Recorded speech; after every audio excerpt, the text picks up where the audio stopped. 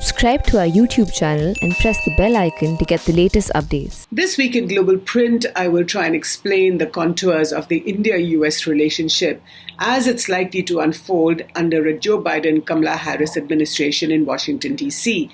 But before that, dear viewer, I'd like to make an appeal to you. You know that the print is not behind a paywall. So please do subscribe and pay just a little bit for our free, fair, objective and unhyphenated journalism. The links for the subscription for an international audience as well as for a domestic one are in the description of this video. So please do help support us and we will continue to bring the best videos and news stories to you.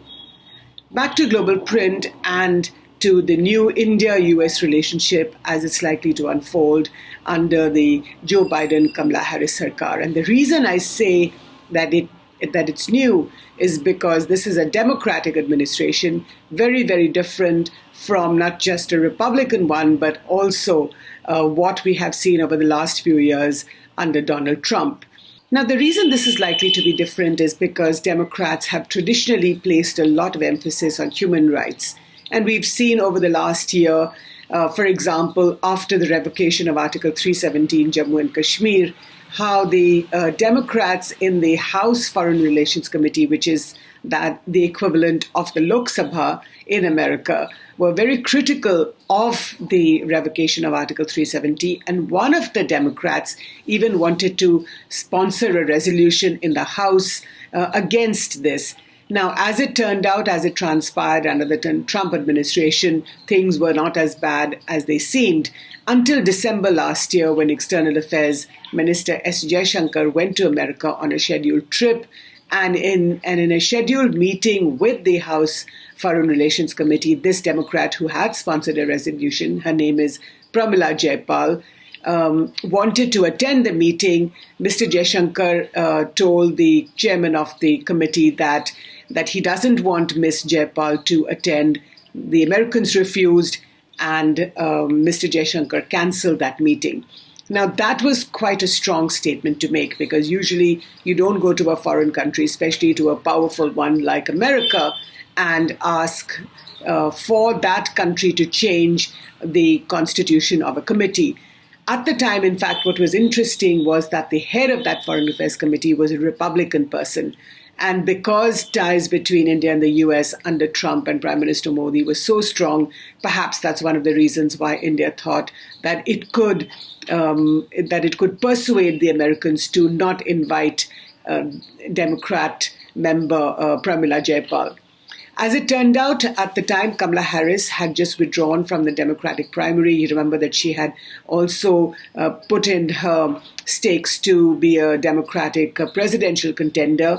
And she tweeted against this cancellation and this attempt by the Indian government to persuade the Americans, as did Elizabeth Warren, another Democrat of senior standing, who is now likely to become to occupy one of the senior cabinet posts in the new Biden-Harris administration. And Kamala Harris, of course, is Vice President-elect of the United States. Now, the reason I'm bringing up this episode, which is about a year old, is just as a warning.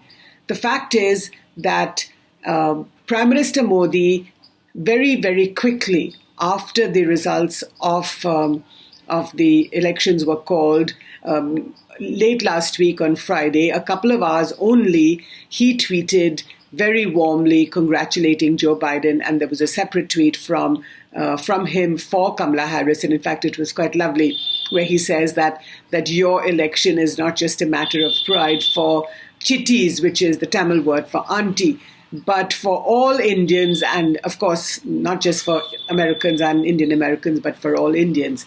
So that very quick move, which is reminiscent of a nimble-footed Modi government, a nimble-footed External Affairs Minister, as well as the ministry under him, which was to change very quickly from this very warm and enthusiastic relationship that India had, or Prime Minister Modi had with Donald Trump, in favor of the new Joe Biden-Kamala Harris sarkar.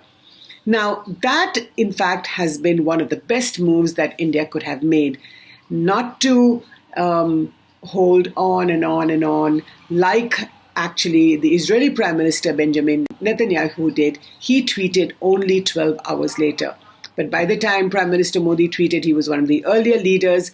Before him, there was, I think, Boris Johnson, the British Prime Minister, and the Irish President. And Joe Biden, of course, has Irish roots. So that was a special congratulatory message. So Prime Minister Modi tweeting early, recognizing that this is the new government that India has to deal with, and that it's much better to be practical, to be pragmatic, to reach out, even if you have had differences with the Democrats in the past 1 year. And that's where the Pramila Jayapal example comes in handy.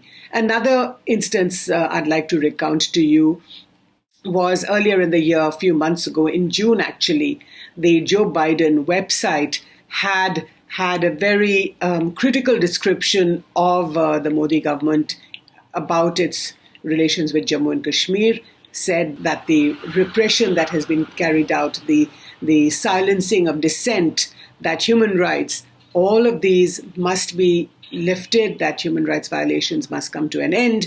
And this, of course, also did not go down well here in New Delhi, but it was the COVID lockdown and you didn't hear very much about it. Also, there was some commentary by Joe Biden, again on the campaign website, on the treatment of Muslim citizens in India. Now, that has been a sore point right across the Modi government these past several years, and America has noticed it. But under Trump, there has been very, very little, in fact, no criticism at all. And that was one of the very strong underpinnings between the Prime Minister Narendra Modi as well as former US President Donald Trump. So the Trump guys were quite surprised, actually, that Prime Minister Narendra Modi had tweeted so warmly in favor of Joe Biden. But as they say, raat gayi, baat gayi. The Trump guys are over. Even if they haven't conceded, it's very, very clear that America has voted for a new man, and his name is Joe Biden. And if there's one thing that Prime Minister Modi understands, that's a popular vote. What he does with the vote before, but after, once it's been cast, once the results are out, Mr. Modi understands that there is nothing that can dilute the will of the people. So when the people have spoken in favor of Joe Biden, he will move in favor of building a new relationship with this new leader and with this country. So what should India do now? I will say here that it's not as if India is going to be on top of Biden's priority of things. There is a nation to heal. It's been a very, very polarized contest. 71 million people have voted for Trump, after all. So Joe Biden and Kamala Harris's priorities will naturally be domestic rather than foreign policy. But even if you look at a foreign policy agenda, there will be some things that will definitely be common.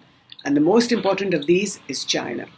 China, which wants to become the most powerful nation in the world, and America, which does not want to concede that place to the Chinese.